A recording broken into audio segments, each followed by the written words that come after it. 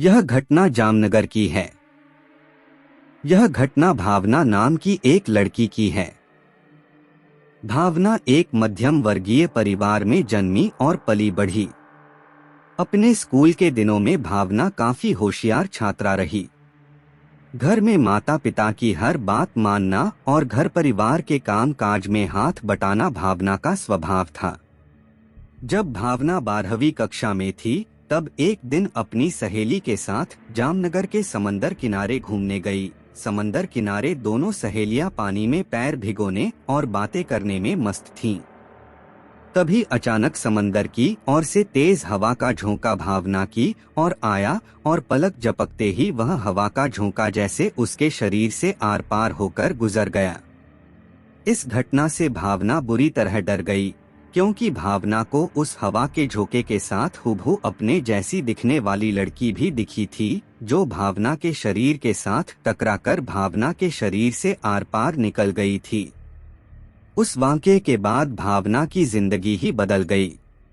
खाते पीते सोते जागते दिन रात सुबह शाम भावना को वह लड़की नजर आने लगी। अपने जैसी दिखने वाली लड़की को देखकर भावना खूब घबरा जाती, रोने लगती और कई बार डर के मारे बीमार भी पड़ जाती। परिवार ने भावना की तकलीफ दूर करने के लिए लाख जतन किए, पूजा पाठ, हवन, दान धर्म और अन्य कई सारे इलाज किए, पर कोई मरहम भावना के काम ना आ सका। हद तो तब हो गई जब भावना अपने कॉलेज की पढ़ाई कर रही थी। शहर के कॉलेज के प्रोफेसर ऐसे कमेंट पास करने लगे थे कि यह तो उसकी हूबहू कॉपी है, और भावना को देखकर ऐसे अचंभित होने लगते कि जैसे पुराना पाप सामने आने पर कोई पापी अचंभित हो जाता हो।